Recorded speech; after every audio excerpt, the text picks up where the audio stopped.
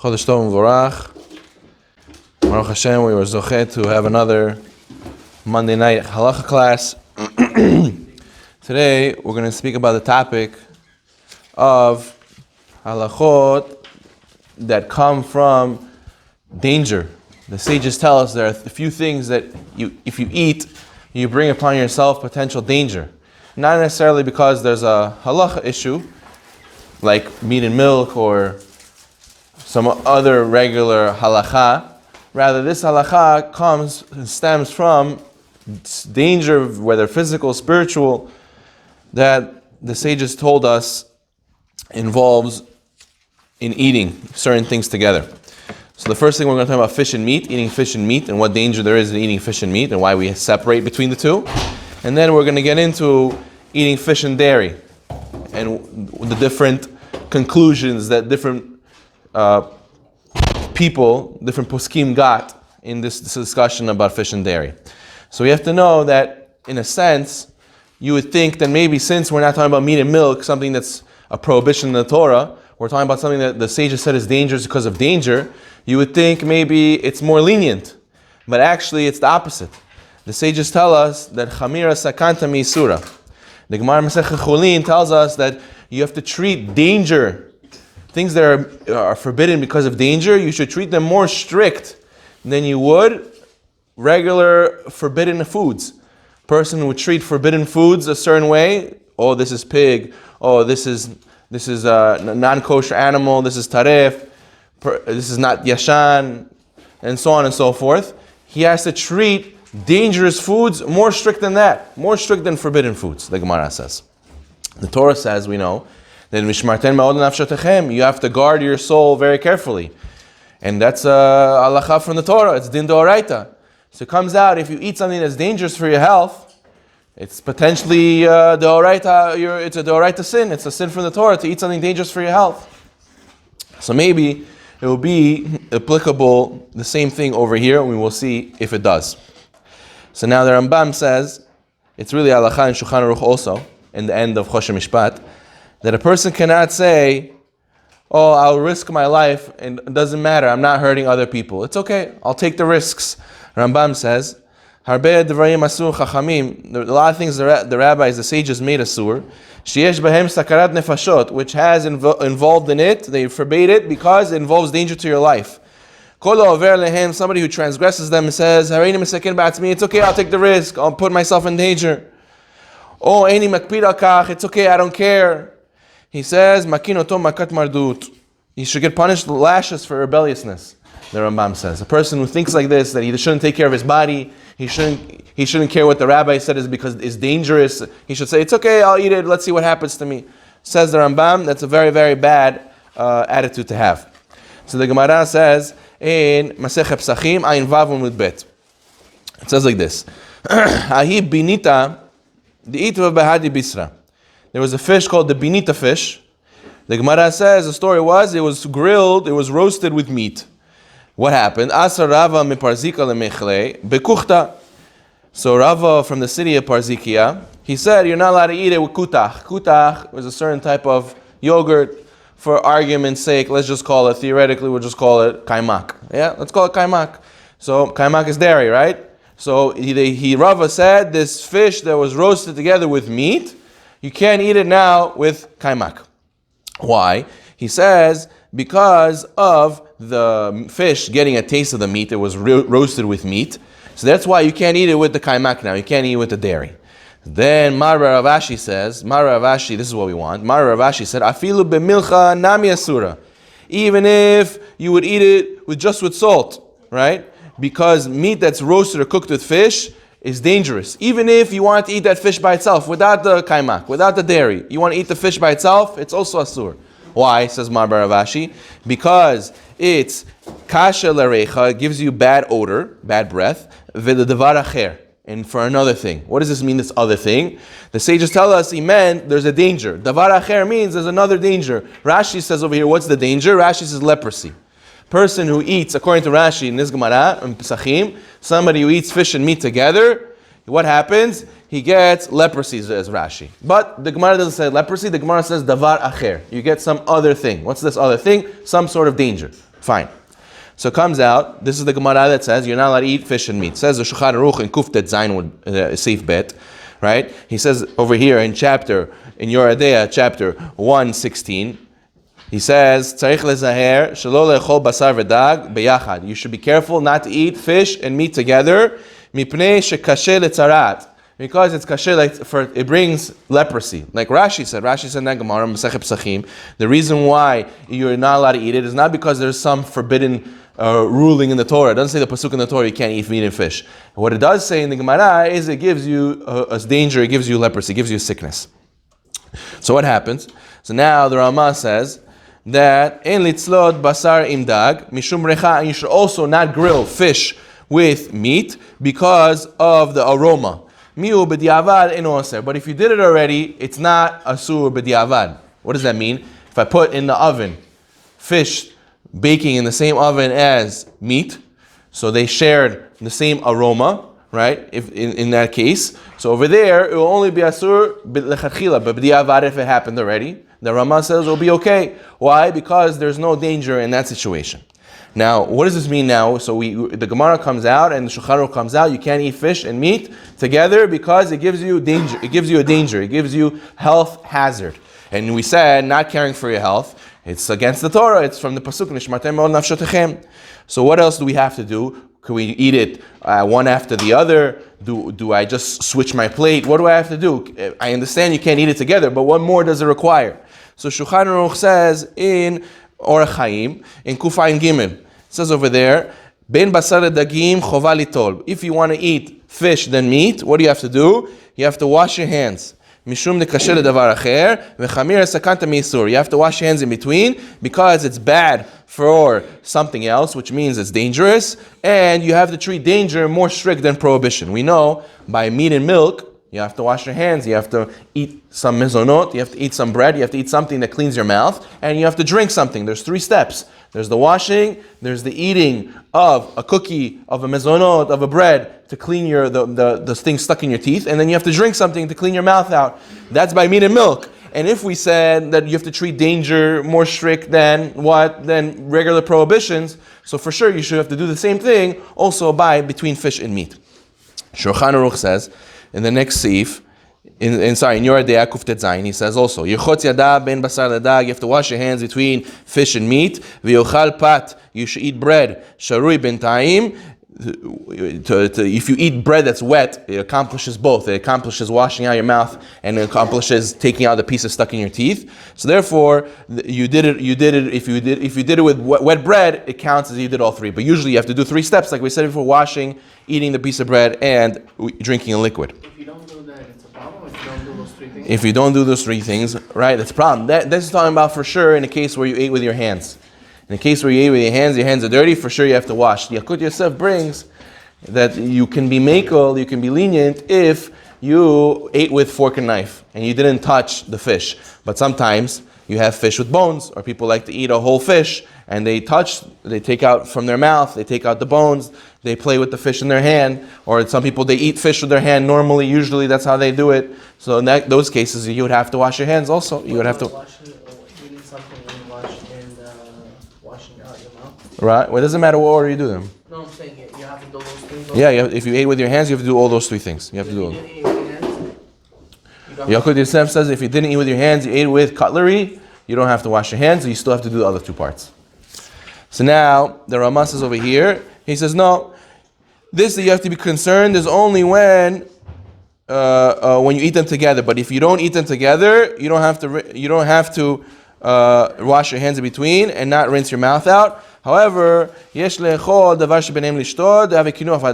but still you should eat something in between and wash your mouth out. But he doesn't mention washing the hands. Shulchan Aruch says you have to wash your hands if you ate with your hands, but the Rama says you don't have to wash your hands if you ate fish then meat.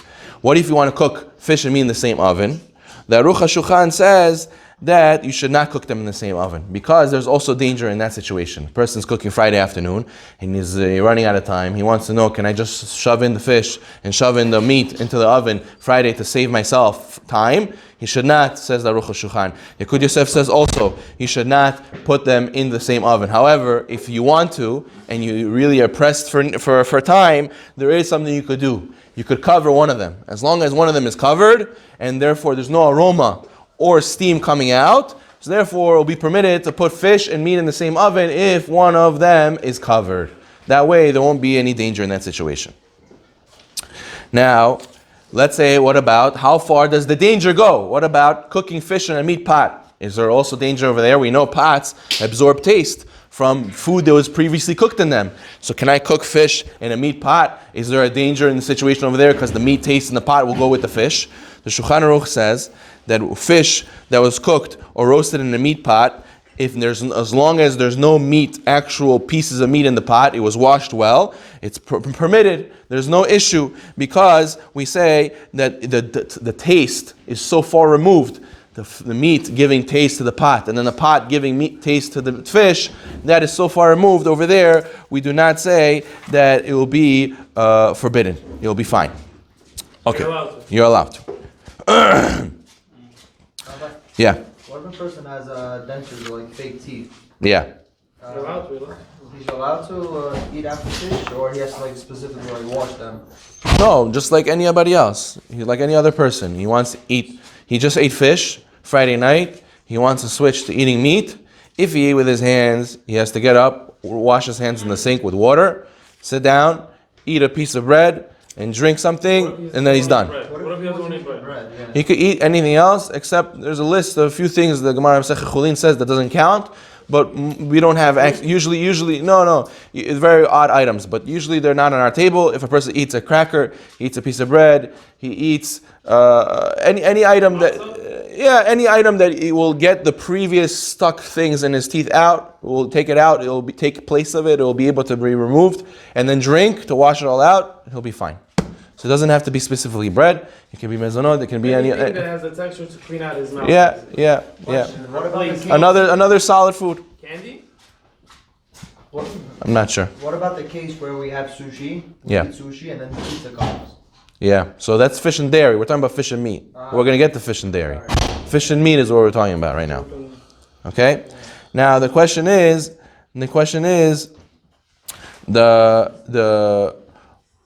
What about chicken and fish? Chicken and fish, do they also have the same thing? The Pitkei Tshuva says that there's no difference. Pitkei Tshuva brings from the Shvut Yaakov, who says that there's no difference between chicken and meat in this regard, that we should treat chicken also as meat and it should not be eaten with fish. Now the question is this still applicable today? There's a lot of rabbis who want to say that maybe this doesn't apply today because maybe we see goyim eat fish and meat and nothing happened to them. We didn't see them getting tzarat. I'm sure maybe, did you ever see somebody who didn't know this halakha and was eating fish and meat together? Did you see them get tzarat? We didn't see people getting this. It's not. I don't know if you do a Google search and you find out from the goyim if they say, also we agree, fish and meat is also dangerous. So there's a little bit of a debate in the poskim. The Magen Avraham says like this. He says it's possible the bezman hazeh en sakana kol kach. In Kufa and Gimel he says nowadays there's not so much danger because we see a lot of things that the Gemara said was dangerous doesn't really happen today, right? For example, the Gemara spoke a lot about evil spirits. A lot about things that you shouldn't do because of evil spirits, and then things change. Today we don't have all those evil spirits that the Gemara spoke about. And he says, so maybe you could say that things changed. The Khatam Sofer says no. He says, even though maybe you could say today there's no danger like there was before, because we see people eating fish and meat, nothing happens to them. He says, however, we have to be careful because why? Minhag avotenu Torah. We have to follow the minhagim. The sages said this is the custom, this is what we should do. We should continue it. We shouldn't be acting smarter than them and removing minhagim because we think it doesn't make sense. The Tiferet Tzvi, very interesting. The Tiferet Tzvi, he says something completely different. The Tiferet Tzvi writes that Rashi said it's because of leprosy. He says no. He says davar acher in the Gemara means spiritual danger. It's a spiritual danger. It doesn't mean leprosy. What? What's leprosy? Leprosy is a skin disease that comes. Some want to say that some want to say it's vitiligo today. If you look up vitiligo, you ever see these people that have blotchy skin? White skin, even though they're dark skinned, right? Okay, so some people develop it. Some people develop it. What? Maybe that's their test. Right, so that some want to say. How do you get leprosy in the Torah? So many different averot get you leprosy. So the Gemara says, well, this is another way to get leprosy. How? It's by eating fish and meat. Oh wow, what? That was Rashi says. But the Tiferet Tzvi says that no, it's not. That's not what the Gemara means. The Gemara means it's a spiritual danger. It doesn't mean like the Gemara never said leprosy. Rashi said that. Davar acher in the Gemara, he says it means that it's a ruach ra'ah. It's not something that's going to be physical. It's something that's spiritual. So therefore, according to the Tiferet Tzvi, even if you check around and you see nobody's getting hurt from eating fish and meat because they don't get leprosy, you should know. He says it's nothing to do with physical. It's all about spiritual. So that's something that we should know. You should know that the same rules by forbidden items, right? Like meat and milk. If milk falls into meat, what is the rule usually? We go by shishim, we go by 60, right? It's batel in 60, it's nullified in 60. If you have 60 times more meat than milk, so the food is permitted. Does this apply also by fish and meat? Even though we said danger is more strict than prohibitions, yes, it still applies also over here. The Rabbi Yosef says it applies just as well. The bitul b'shishim, nullified in 60, applies also by fish and meat. Now, in regards to fish and dairy, which a lot of people want to know, can I have my bagels with cream cheese and lox, even though I'm Sephardi? This is a very very hot topic to a lot of people, right? And some people they say they want to say it's mutar. Some people say no, it's a sur. So we have to understand, where does it come from? From the Gemara. The Gemara said fish and meat. And the Gemara doesn't mention anything about fish and dairy. It doesn't. So where do we get fish and dairy as a sur? So the Tur in Siman Pei Zayin, in the laws of meat and milk, says like this. The Tur says, Dagim v'chagavim mutar la'achlam b'chalav. You're allowed to eat fish and grasshoppers. They're allowed to be eaten with milk. Today, we don't eat grasshoppers because we don't have the heritage and the right understanding of which grasshoppers are permitted and not. It was a Mesorah. If you go to the Yemenites, and you speak to them, some of them do eat grasshoppers. They do have this heritage from minhag, from their fathers and their grandparents, that they know which grasshoppers are kosher, which are not, because there's many different species. However, if you would know which grasshoppers muta, which kosher, you should know the Torah says you're allowed to eat fish with milk, and you're allowed to eat grasshoppers with milk. Grasshoppers is not considered meat. Okay? So therefore, what do we see from here? The Torah says you're allowed to eat fish with milk. Okay? So the Torah says it's allowed. The Bet Yosef, on Siman Pei Zayin, he says, on this, that fish and grasshoppers you're allowed to eat with milk.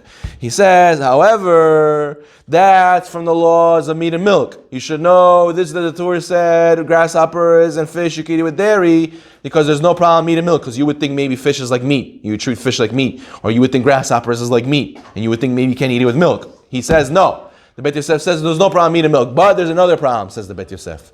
What's the other problem? You can't eat fish with dairy, mipnei sakana, because of danger. He says, K'mo ba'er Sefer Orach Chaim, Siman Kufayin Gimel. Like it's explained in Siman Kufayin Gimel. If you open Siman Kufayin Gimel, what do you find? You find the laws of meat and fish. So over here, the Bet Yosef is saying, you can't eat fish and dairy because of the same danger that you have by fish and meat. Right? So a lot of rabbis... Danger is what, physical or spiritual? So we said, according to Rashi, it means leprosy. According to the Tiferet Tzvi, it means ruach ra'ah, evil spirit, dangerous spirit, heebie-jeebie stuff. That's what's going to happen to you. Spiritual danger. Okay? You're going to fall. You're going to forget your Torah like that? Stuff like that. Exactly. So therefore what? The Bet Yosef, there's a big problem with this Bet Yosef. Why do Ashkenazim permit eating fish and dairy? Because this is the source to not eat fish and dairy. This Bet Yosef in Siman Pei Zayin. Why do they have problems with this Bet Yosef? Because this Bet Yosef has a little bit of a problem. What's the problem? The Bet Yosef quotes Kufayin Gimel. In Kufayin Gimel, it talks about fish and meat. The Bet Yosef says, you know why fish and dairy is not allowed, just like it says in Kufayin Gimel. If you open Kufayin Gimel, what do you find over there? Fish and meat. It doesn't say anything about fish and dairy over there. So some rabbis want to say this Bet Yosef is a typo. It's a mistake. Because it doesn't make sense. He's saying, oh, fish and dairy is not allowed, just like it says over there. Over there, it says fish and meat is not allowed. It doesn't say fish and dairy is not allowed. So the Prisha, he says over there, he says, I looked in Orach Chaim, Siman Kufayin Gimel, 173. It doesn't say anything about fish and dairy there. It talks about fish and meat. So therefore, I think the Bet Yosef made a mix-up, and he meant to say fish and meat. He didn't mean to say fish and dairy. Therefore, he made a mistake. So that's why the Prisha, the Shach also says, it's also a mistake, it's ta'ut, it doesn't make sense. So that, yes, that the Bet Yosef is saying that the fish and dairy is a health hazard. Poskim, who saw the Bet Yosef, said it doesn't make sense what he's saying because he quoted chapter 173. If you open chapter 173, it's not about fish and meat. And the Gemara says clearly by fish and meat there's a hazard. Never in the Gemara did it say fish and dairy. Where did the Bet Yosef get fish and dairy is a hazard? So who's the opinion of that? The Rabbi, it's the majority. One second. So now that's the Ashkenazi side. That's the poskim or Ashkenazim minhag is to eat fish and dairy because they say the Bet Yosef made a mistake. To say the Bet Yosef made a mistake, Yeah, but he quoted something. you understand? To say the Bet Yosef made a mistake, it's very difficult to say such a thing. Hey, he's also human though. Yeah, but he quoted something. Why, you know who the Bet Yosef was of Yosef Karo, alav shalom? He had a Magid. He had an angel who came from Shamayim. And told him secrets from Shamayim. He told him what his soul mission was. He told him secrets that nobody knew. He told him, he would tell him, today you drink too much water. So what do we say? From Shamayim they're judging you, you drink too much water So today. did he add something That's to the great. Gemara? You understand? Rabbi spoke with God and he also made a mistake. Rabbi, did he it's true, Rabbi, did it's he true. add something you're saying? What? So since you're saying all that about him, does that you're saying he added something to the Yeah, Gemara? he added. Are we not allowed to do that? How is it that? No, why? We're not adding a new mitzvah. There is a mitzvah in the Torah not to eat dangerous things. He's adding to the list what's considered dangerous. You understand? Is it a scientific or is it a spiritual? That's we said there's an argument before. That's it. Rashi, he didn't say. This is some rabbis say it's dangerous, some rabbis say It's it's a very not. big leniency. The Ashkenazim say it's not dangerous, but Sephardim say it's dangerous. Yeah. Either it's dangerous or it's not, right? How could it be for some people it's dangerous, some people it's not? Right? That's the question. That's a very good question. Sephardic are most likely lactose intolerant. Good. You should know Ashkenazim before they go out on a date, they go and they check this their genes if they match. They check for Tay-Sachs. They do this gene testing to see if the couple is compatible because maybe they'll have their children, God forbid, will have some disease. Why do Sfaradim not have to do this?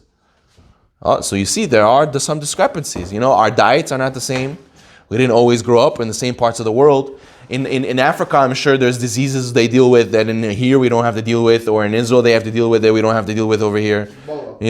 So there's certain things that the people from different places deal with different things. It's not, and even though we all live in the same place now, who says things changed? We're going to see there's a Kaf Chaim who says what I said. So now the Rav Levi ben Chaviv, the Maral Bach, he wrote an answer for the Bet Yosef and why the Bet Yosef didn't make a mistake. He explains why the Bet Yosef didn't make a mistake. Who's Rav Levi ben Chaviv? Rav Levi ben Chaviv was born in Spain in the year 1483 and he lived till 1545. He was a big tzaddik. He had to run away because of a lot of inquisitions. He ended up moving to Portugal. He ran from Portugal afterwards, and he ended up being that he got caught by Goyim, and they forced him to try to convert him to Christianity, actually. And they forced him to change his name. They made him get a Goyish name. That's how much suffering he went through. He was also very, very significant in history because there was a point in time where the Rav Yosef Karo's rabbi, Ma'ari Beirav, in the year 1500s, he wanted to make the Sanhedrin. For Mashiach to come, there has to be a Sanhedrin existing to declare Mashiach. So therefore, Ma'ari Beirav, he felt that the Torah level of the people, they were all living in Tzfat. There were Rav Arizal, Yosef Karo, Rav Shlomo Alkabetz, the author of Lechadodi. All these big rabbis lived in Israel at the time. And he felt it was a good time to give smicha. Until that time, during the exiles that people went through, they weren't giving smicha to anybody. This is the year 1500. So what did he said, I want to bring back the smicha, the real smicha from the high court, from Sanhedrin. I want to make real rabbis, real smicha, make a grand court, make a Sanhedrin. That way, if we have a Sanhedrin, there's a Sanhedrin ready to declare whoever is Mashiach to be Mashiach. And therefore, we'll bring the end of time closer, bring the Geulah. So therefore, he got everyone to agree, and he wanted to make Rav Yosef Karo to be one of the people who gets smicha, a real legit smicha, but from the Sanhedrin. And Rav Levi ben Chaviv, this rabbi we're speaking about, he disagreed. He says, you're not allowed to do this. He says, who says you're allowed to get up and make your own Sanhedrin and give your own smicha? And they were all busy fighting about a Rambam, a law in the Rambam, if you're allowed to do such a thing, to start making up your own Sanhedrin and get ready for Mashiach like this. So he made a big machloket about it and he argued. But over here, he defended Rav Yosef Karo, he defended the Bet Yosef, and what did he say? He said like this. He said, this that the Bet Yosef said, fish and dairy is not allowed because of danger, just like it says in chapter 173, Kufayin Gimel. It doesn't mean that this fish and dairy is what you'll find over there. He meant to say fish and dairy is asur because it has the same danger as the danger mentioned in 173. What's the danger mentioned in 173? The danger mentioned in Kufayin Gimel is fish and meat. And just like fish and meat is dangerous, so too fish and dairy is dangerous. That's how he would learn, that's how he reads the Bet Yosef, and therefore there is a way to read the Bet Yosef that it's not a mistake. So comes out Rabbeinu B'chaya in the Sefer Shemot, right, in the Parsha. Rabbeinu B'chaya is a commentary on the Torah. He writes that Dat Arofim, the opinion of the doctors was in that time, Taruvet dag v'kvina, fish and cheese, fish and dairy, they're cooked together, molid tchuna ra'a, it produces a bad chemical, v'choli atzarad, and it gives you sickness. It gives you tzarad, gives you leprosy. He says that was the opinion. He has doctors. Rabbeinu B'chaya wrote that he asked doctors in his time, and they told him it is dangerous to eat fish and dairy. It gives you sickness. That's what he says. He writes it. The Khatam Sofer says, I don't agree. I don't think it's still dangerous. He says, look, the Rambam, if you open the Rambam, he never says in the whole Rambam that fish and dairy is asur. He doesn't mention it. Their version of fish and dairy is a lot different than what we have. Oh, that's good. Very good. The Pitchet Shuvah, look at the Pitchet Shuvah writes. The Pitchet Shuvah Peizayin, Siman Peizayin, he writes, he says it's permitted to eat fish and dairy. Why? Kevan dedashu barabim. He says we see so many people do it and nothing happens to them. So how could it be fish and dairy is asur? I just saw a guy eat cream cheese and lax. Nothing happened. He was fine. So how could it be it'll be asur? How could it be there's a danger? They don't get cancer over life. I heard. So he says that there's no problem. So how are the Sfaradim going to answer this? Why do we still keep this today? Why do we still not eat fish and dairy?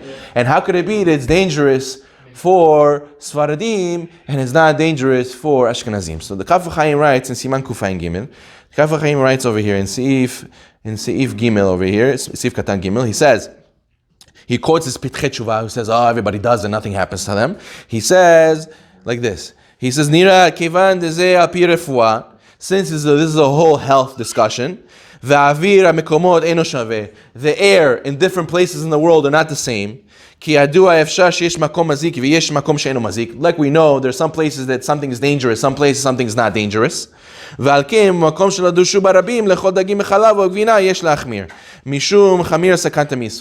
He says what? He says, so therefore, not in every place, just because you see some people in some place, nothing happens to them, doesn't mean that everybody in every other place, nothing will happen to them. He says you have to know that in that place also, you tried it and nothing happened, and since you don't know that, you out of safek, you have to be machmir. Why? Because danger should be treated more strictly than you treat prohibitions. So the Ashkenazim, the Pitchet Shuvah, and all the Ashkenazi rabbis that we mentioned, they're saying nothing happened. We see people eating meat, fish and dairy.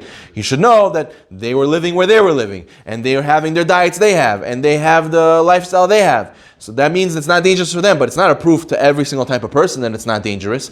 Different people from different places, different things. Health, in laws of health, different places means different things. In the laws of halakha, you're right. The halakha should be the same for everybody if everyone's Sfaradi or everyone's Ashkenazi. It doesn't matter you live in China, it doesn't matter you live in America. Halakha is halakha. But since it's not halakha, this is something that's halakha that's tied to health. So something that's tied to health, so it makes sense that for some people, yes, some people no.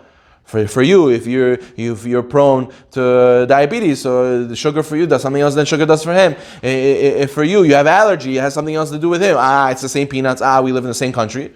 Health works. Health is like that sometimes. For you, it's different. For me, it's different. You had a question? Yeah, I wanted to know if it was based on location or. He says. It's based on location, based on avir. He says the air, the place you live in, the surrounding, the setting, and he says, and it's also the people. It's also the people. So therefore, people from different places have different makeups in their body, and also they have different diets, and also they have different diseases. So therefore, he says you can't assume just because you see other people doing it doesn't mean for you also. Yeah, what's your question? Does that person know if the person was actually? Okay, Chazak Baruch.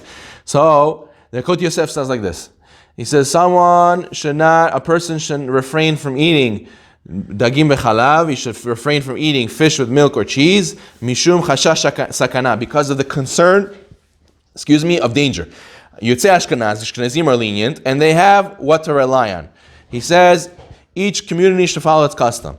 And he says a person who gives kashrut, a rabbanut, who gives a kashrut to a restaurant and gives a kosher certification, he should put, even though they're serving fish and milk, he should know they should put on the kashrut certification that Sfaradim should not be lenient. They should put over there, this dish that has fish and meat and dairy, they should put. If the dish has a fish and milk, they should put on it, this is not for Sfaradim, this is only for Ashkenazim. He says that's what the restaurant should do. Wow. Now there's another thing. Rabbi Bechaye says that, and many poskim permit also, that Rav Yosef writes in Yechavedad, you're allowed to have fish with butter. Fish with butter is permitted because butter has already different makeup because it's processed already. The way it's processed, it removes the danger. He proves from many poskim that it's allowed. So therefore, if you go to a restaurant, and a lot of times they'll fry the fish with butter. It makes it taste very good. And what? Over there will be permitted even if you're Sfaradi. Because the concern of the health hazard, the poskim say it's only by fish and milk, fish and cheese, but not fish and butter. Specifically because of how the way butter is made. Over there they say there's no sakana. Yeah. What if a person has tuna fish with coffee? What about it? Is it the same kind of danger? Because the coffee's not really coffee anymore. We say it's not really milk anymore. Creamer because it's in the water. Coffee has dairy, milk, or cream or whatever. It's definitely not 60 times, but still, like, and he's like eating, he bites his tuna fish, and he's like chewing. Drinks his coffee. Yeah. Right. What do we do there? Do we stone the guy or? So over here, the whole time we were this whole time we were discussing fish being cooked or being eaten in the same plate as dairy. Fish, then dairy, just like we said by fish and meat. If we say the same danger by fish and meat exists by fish and dairy, what do we say the law is by fish and meat? What do you have to do? You have to wash your hands, wash your mouth. No, but he's drinking the coffee as there's tuna fish. As he bit it, he didn't chew it yet. So there should, if we're saying there's danger in fish and meat, so there should be the same laws by fish and dairy. The taste is definitely not together. So it's not allowed. It's not allowed. Your doctor says you're able to have fish and dairy. So according to the poskim who say that maybe the danger is gone today, or you could say like Rashi that it's a physical problem of tzarat. So you're right, but we said that the Tiferet Tzvi says it's nothing to do with physical. It's spiritual. It's a spiritual danger. So according to that opinion, that doesn't work. Right, but the Beit Yosef is saying the same danger by fish and meat applies by fish and dairy. And the Ashkenazi poskim say, no, Beit Yosef made a mistake. And we're saying, the Sfaradi poskim say, no, the Beit Yosef didn't make a mistake, you just didn't understand him. Rabbi, yeah. What about the yogurts that have fish gelatin in it? What about fish gelatin? Don't eat them. They say some yogurts, fish gelatin, and they have sometimes an ashgafa. Is that allowed since they're... Very good question. Gelatin maybe doesn't have a taste. Very interesting question. I have to look into it. I'm not sure. Off the top of my head, I'm not sure. Anybody has a question? Yeah. What if you're forced to eat meat with fish or dairy with fish? Sorry? What if you're forced to eat meat with fish or dairy with fish? No, there's no what's worse than the other. There's no such thing. Both are asur. Our minhag is to treat both asur. What if you're forced to eat it? Okay, so if your life is on the line, they're going to kill you. Yeah, of course you're going to eat it. Just like if someone forced you to eat pig, you also would eat it if your life is on the line, right? But usually it's not a normal case. Yeah, anybody else? Yes. What if you live on a phone with fish and dairy? You live off of it? Yeah. That's the only thing you have to eat? Yeah. Sakanat nefashot. Again, if it's your life is on the line, so you'll be permitted to eat it. No, not life on the line. Like you're in a place where they only have fish and Okay, so if you go to another place and get different food, you could. If not, if you're stuck and you have nothing else to eat and you're gonna die. Eat separately. Yeah. According to Sfaradim, you should not be eating cream cheese and lox. You should not. Is that an avera? Is that what? Yeah, but you're eating it together. What about the cream cheese with the lox oil inside? You know. If it's real fish. I don't know. I don't eat that. Oil. Anybody who eats it? Yeah, Rabbi. Question. What, you're saying Sephardim should not, but obviously nobody should break Shabbat, but you're definitely not allowed to break Shabbat. Is it like obviously the one's not better than the other? I'm trying to figure out the severity of the. Should or not? Is this a halacha from the Sephardic community side, or is it like the Ashkenazim are lenient towards it, and Sephardim are not, are more stringent? Is that how it is, or it is? Yes, you could say this. Sephardim There's more. no halacha basis on it. There's nothing. There's no rabbi. The source for this halacha is a Bet Yosef, and there are those who argue in this Bet Yosef, but usually we follow the rulings of the Bet Yosef, the Shulchan Aruch, so therefore you should try to keep it. If you don't, what? Shulchan Aruch doesn't mention it. It's a very good question why the Shulchan Aruch doesn't mention it, but the Bet Yosef mentions it. There's Sephardi rabbis that permit it. That's true also. Because they eat it themselves. Rabbi, That's true also. You can't judge them like that. I was in If a person has a minhag from their family that they eat it, so leave it. He follows his minhag. He has such a minhag. Okay, you don't have to fight him about it. But in a place like that? We didn't have such things. Yeah, we didn't have food. Okay. well, they didn't eat the ikra with They didn't have cream with cream cheese Yeah, with the okay. kaimak. Kaimak with ikra. They didn't eat ikra with kaimak. If that's a real minhag, it has to be that it's a real minhag. Rabbis did it, not just random people did it. What do you mean? Like Ashkenazi customs. Okay, so you have to find out if this is one of those. What do you mean it's a real minhag? Somebody has to start a minhag. I can just start it. No. My father doesn't have a minhag. And when I get married, I can start my own minhag. So my father doesn't have one. What should I do? It has to be minhagim that came from Torah, B'nai But Torah. you said even the rabbis did it. So No, again, so therefore, if there's a minhag that came from the rabbis, the B'nai Torah, they made it. So then you're right. It's a real minhag. like that. You have to find out. You have to find out. You have to find out. Isn't health more important than halacha? Does it say that somewhere? Yeah. We said in the beginning of the class, Chamira Sakanta Meisura. Danger is treated more severely than prohibitions. Can you connect this to the same thing that I think Rashi says that you can't eat, you can only fill up your stomach 2/3 of the way because of health hazards? Is that also the same category of Eating a lot of junk food also would be the same problem of health. No, like isn't that like for example, he's saying not eating fish and there your fish and meat would be in the same thing as saying you can't drink too much Coca-Cola in 1 hour or smoke as many cigarettes. Is that the same? Yeah, it's all the same umbrella of. Above that, for example, I'm just saying. Like, It says in the Torah to take care of your health. This is under the umbrella of taking care of your health. Taking care of your health is the oraita. It's from the Torah. It's the oraita, right? So some want to say in this case it's more lenient because there's an argument about it, and therefore some poskim say there's no danger today. So you have a lot of machloket about it. So maybe it's not so clear cut to say it's a sur, but it's still under the umbrella of the oraita of taking care of your health. Rabbi, I was speaking to a rabbi and he told me that this is a source. I don't know from where. I think the Yakut Yosef or something. He says that you take the fish, the lox, and you put onions or some type of separation. Then you put the cream cheese. Then you eat it. I'm not aware of such a thing. I don't know. I'm not aware of such a thing. promoting it, it's just gonna taste better. Okay, so now there's another thing that Gemara says that is a sur because of danger. The Gemara says uncovered liquids. If I leave a cup out uncovered for a long time, what is this permitted to drink or not? So the Gemara Masechet Chulin says there are 3 drinks that are forbidden because of gilui. Gilui means it was uncovered. And what does that mean? It was uncovered, and what's the problem? So the Gemara says, how long? What are they? The 3 drinks are water, wine, and milk. If I leave those things out uncovered, they're asur. The Gemara says, how long do I have to leave it for? Kedei sheyitzeh arachash mehokom karov ve'ishteh. The Gemara says enough time that a snake could come out, put its poison inside the liquid, and then go back. That's what the Gemara comes out in conclusion. So the reason why uncovered liquids is forbidden is because maybe a snake put its poison into the liquid. It's normal. It's good. That's what the poskim are going to talk about.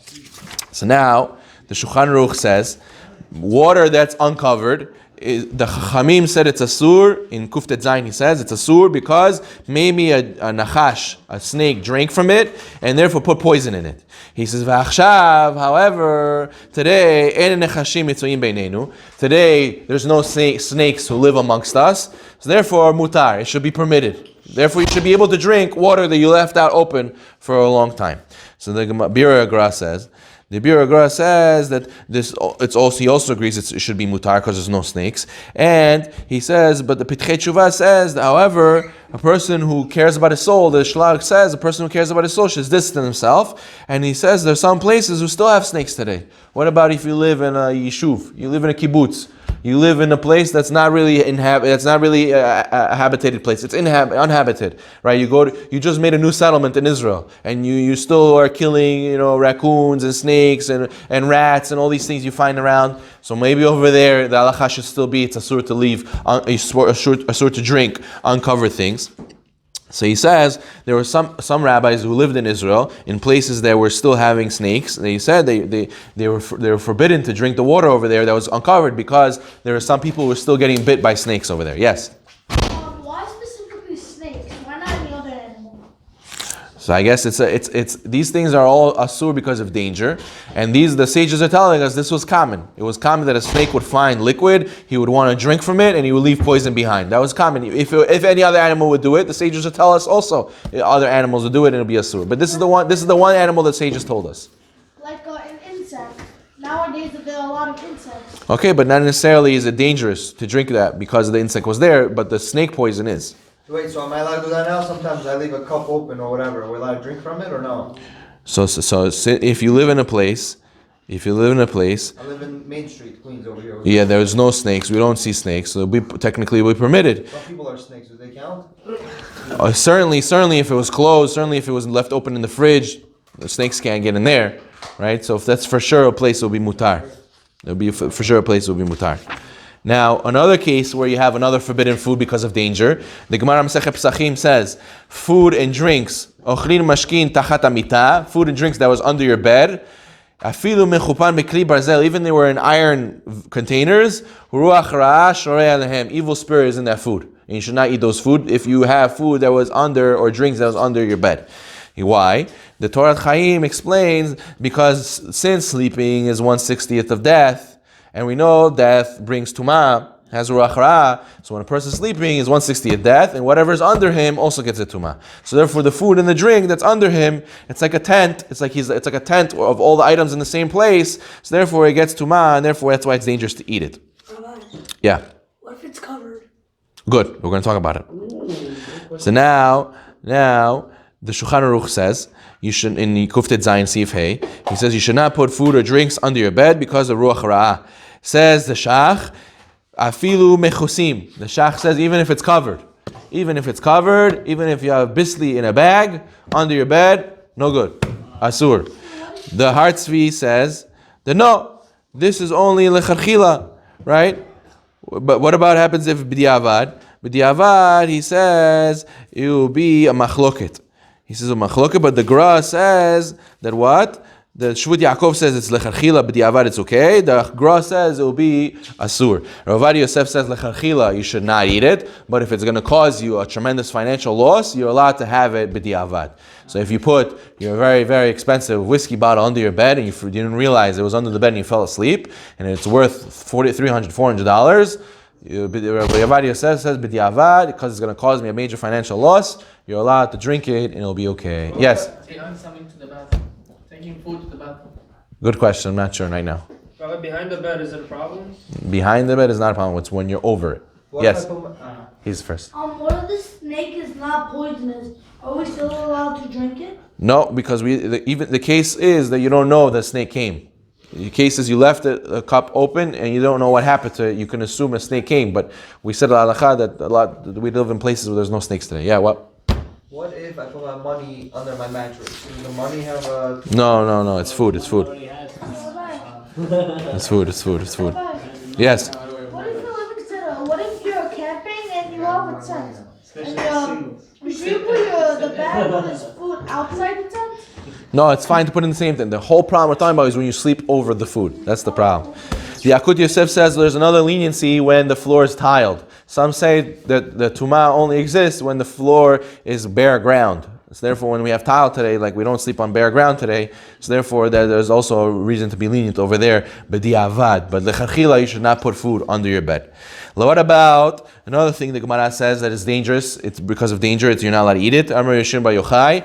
Hey dvarim, hen she'oseh otam mitchayev benafsho. 5 things, if you eat them, if you do them, So if you do them, you're putting your life on the line.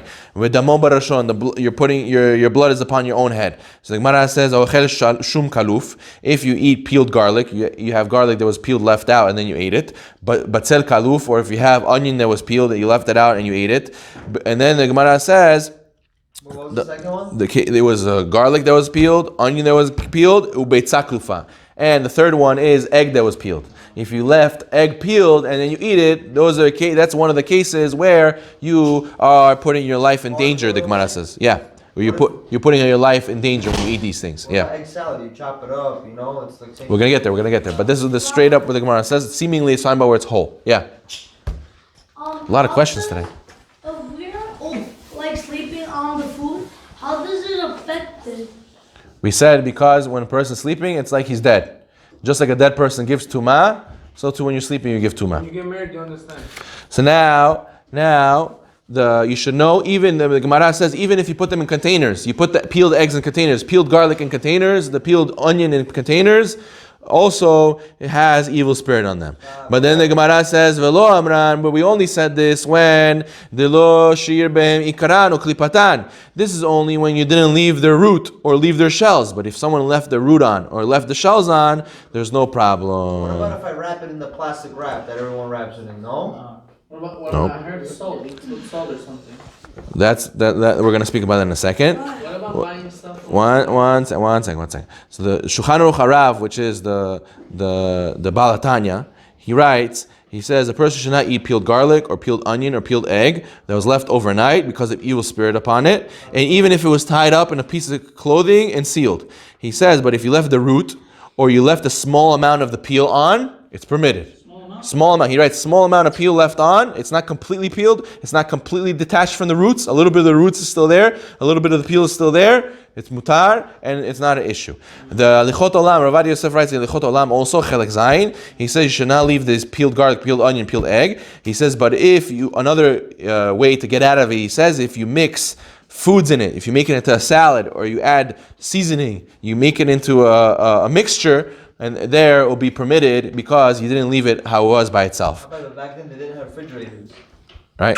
So Therefore? is the rules different now? No, why? Why does the refrigerator make anything? Everything's here. Everything we're talking about is ruach ra'ah, evil spirit.